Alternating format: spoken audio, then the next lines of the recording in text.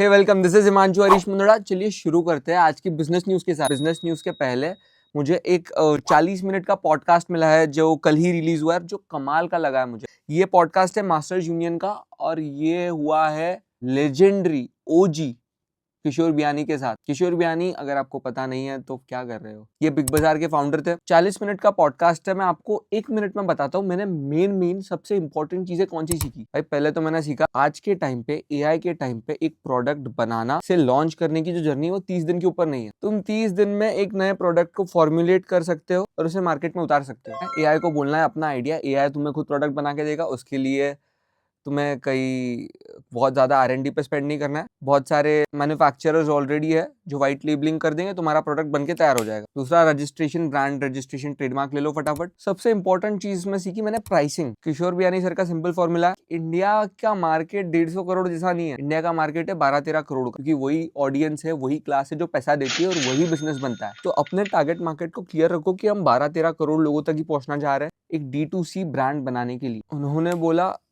Pricing एक बार crack हो गई, उसके बाद डिस्ट्रीब्यूशन क्रैक करने के लिए उनसे पूछा गया कि आप क्या प्रेफर करते हो। तो उन्होंने बोला शुरुआत में क्विक कॉमर्स में जाना चाहिए। ऑफ कोर्स उनका ब्रांड सुपर यू क्या किल कर रहा है। ऑनेस्टली मैं सुपर यू का ऐसे यूज करता हूँ कि मेरे यहाँ पे जेप्टो वाले 200 रुपए का ऑर्डर कंप्लीट करने को बोलते हैं, तो जब भी 150 टाइप्स कोई ऑर्डर होता है मैं सुपर ही ऑर्डर कर देता हूँ। हेल्दी भी लगता है और 200 होने के वजह से फिर वो 30 रुपीज एक्स्ट्रा चार्ज नहीं लगा। भाई इनका माइंडसेट बहुत अच्छा लगा मुझे। वो बोले प्रोडक्ट का कॉस्ट 1/3 या 1/4 प्राइस होता है जो कॉस्ट ऑफ गुड्स होता है। 1/3 डिलीवरी प्लेटफॉर्म्स को दे देंगे और 1/3 में मार्केटिंग और खुद एंजॉय कर लेंगे। बोले अगर ज्यादा किया तो इक्विटी दे देंगे, मार्केटिंग वाले बंदों को भी, डिस्ट्रीब्यूशन वाले बंदों को भी। तो इनसे पूछा गया कि कितनी इक्विटी बांटना सही है, तो बोले 40% बांटना सही है। एक मेन कैरेक्टर के अराउंड पूरे ब्रांड को बिल्ड करो, जैसे इन्होंने सुपर यू को रणवीर सिंह के अराउंड बिल्ड किया है। तो बोले हेयर केयर में कार्तिक आर्यन को ले सकते हो या आर्यन खान को ले सकते हो और उसके अराउंड ब्रांड बिल्ड कर सकते हो। इक्विटी दे दो 20%। मतलब एग्जीक्यूशन वाला बनना चाहिए, काम हो जाता है। This was majorly about the podcast. Business news शुरू करते हैं। एक जोक सुनाता हूँ आपको। पता तो होगा यूएस ने वेनेजुएला के प्रेसिडेंट को कैप्चर कर लिया, तो उसके बाद वहां होना क्या चाहिए था, एकदम इंस्टेबिलिटी आ जानी चाहिए थी, बट ऐसा कुछ हुआ नहीं है। वहां का स्टॉक मार्केट तो ग्रो कर रहा है। उसके बाद लगभग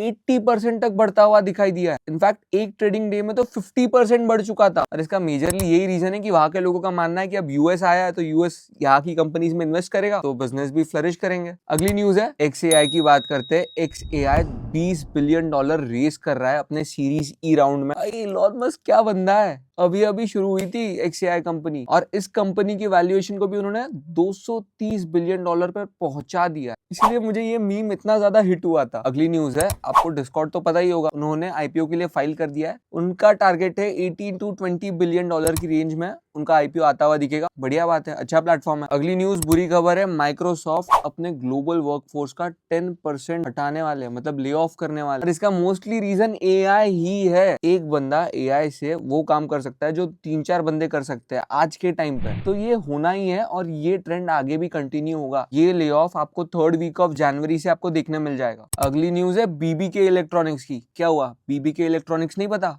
आपको पता है बीबीके इलेक्ट्रॉनिक्स एक चाइनीज कंपनी है जिसके अंदर कौन कौन से ब्रांड आते हैं, Oppo, Vivo, Realme, one plus, iQOO. ये सारे ब्रांड्स एक ही कंपनी के हैं और ये भी एक चाइनीज कंपनी है। तो ये कंपनी रियलमी और ओप्पो को मर्ज कर रही है और ये मर्जर स्ट्रेटेजिक है, ऑपरेशनल एफिशिएंसी बढ़ जाएगी। उन्होंने देखा होगा कि यार इन दोनों की टारगेट मार्केट सेम है या इन दोनों को मर्ज करके ज्यादा ग्रोथ अचीव कर सकता है। अगली न्यूज भी एक अच्छी खबर है क्रिकेट लवर्स के लिए। वुमेन क्रिकेट लीग्स के एड रेट 40% से बढ़ते हुए दिखाई दिया है। सिंपल रीजन है, वुमेन्स क्रिकेट पॉपुलर होता हुआ दिख रहा है। लोग उन क्रिकेटर से भी पर्सनली कनेक्ट कर रहे हैं, तो नेचुरली व्यूअरशिप बढ़ेगी तो एड रेट्स भी बढ़ेंगे। ये थी आज की सबसे interesting business news. Masters union को जेन्युइन अप्रिसिएशन, पेड कोलैब नहीं। कल फिर मिलता है।